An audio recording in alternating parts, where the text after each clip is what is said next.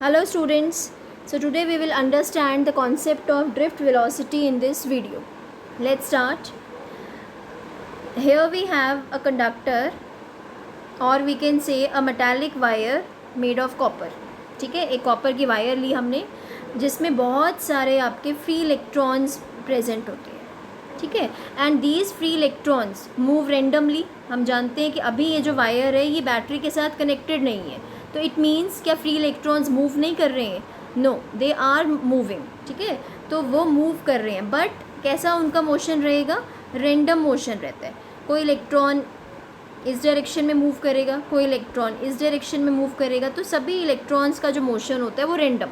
ठीक है, कोई किसी डायरेक्शन में, कोई किसी में.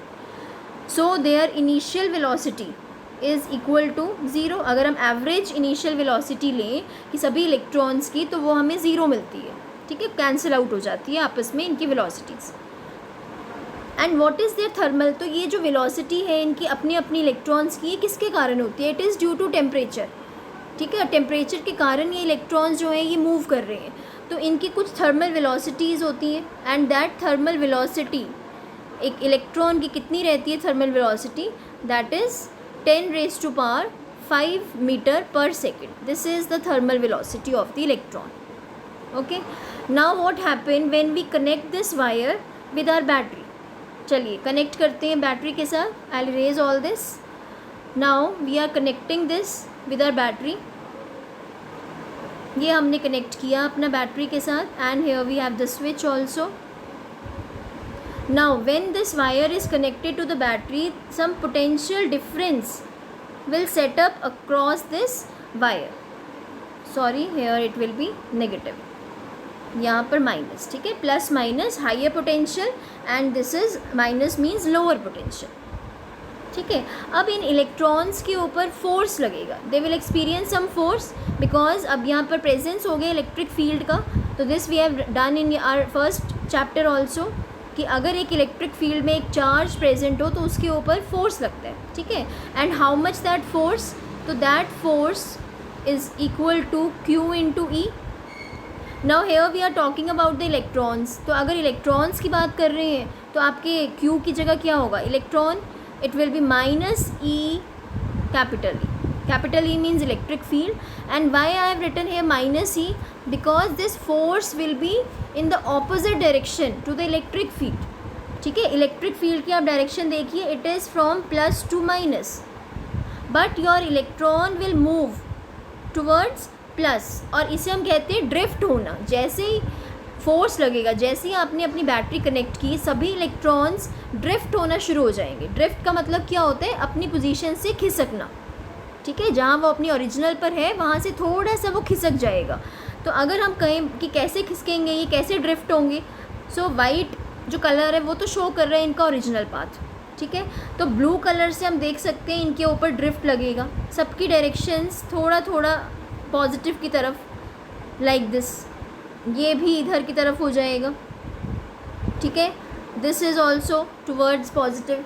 तो ये सब ड्रिफ्ट होना शुरू हो जाएंगे. And the drift velocity we know it is 1 millimetre per second. So it is very very small, but the number density is very high. ठीक है, पूरे वायर में जो आपकी इलेक्ट्रॉन्स की नंबर डेंसिटी होती है वो बहुत हाई होती है.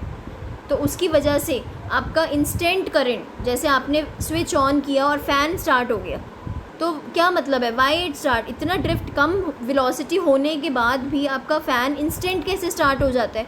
Because the number density is very high. ठीक है, ऑल अराउंड पूरी वायर में इलेक्ट्रॉन्स प्रेजेंट है, तो जैसे ही आप स्विच ऑन करेंगे हर एक इलेक्ट्रॉन के ऊपर ड्रिफ्ट लगेगा. सो एट वंस आपका इमीडिएटली फ़ैन भी ऑन हो जाता है. ठीक है, चलिए will come to the derivation. After this expression, force का एक्सप्रेशन ले लिया, तो if there is a force means the electrons will accelerate. So the acceleration according to Newton second law we have A is equal to F upon M. So if I put the value of F, it is minus E capital E by M. So this is the acceleration produced in the electron. ठीक है, after this acceleration we have to find the drift velocity. तो final velocity कितनी बन जाएगी? ठीक है, तो I will erase this, will write over here. So according to equation, first equation, we know it is V is equal to U plus AT. This is your first equation of motion. ठीक है, तो अब हम लिखेंगे V के with respect में. What is this V? This is your drift velocity. Initial velocity we know it is 0, so I'll put 0 here. Acceleration we have already done, minus E, capital E upon m, and this time.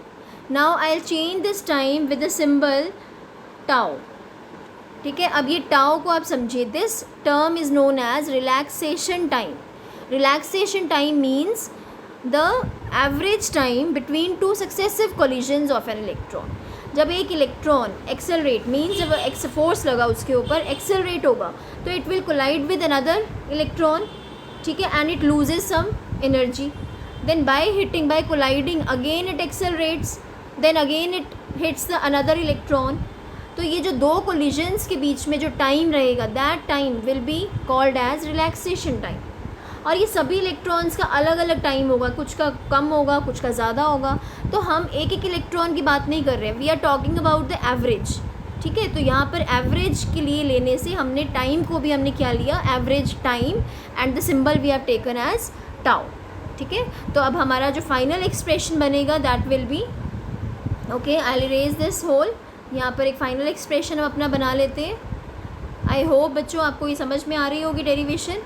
तो हमारा जो final expression बनेगा, drift velocity is equal to minus small e means charge on the electron, capital E means electric field, tau relaxation time, and upon m means mass of the electron.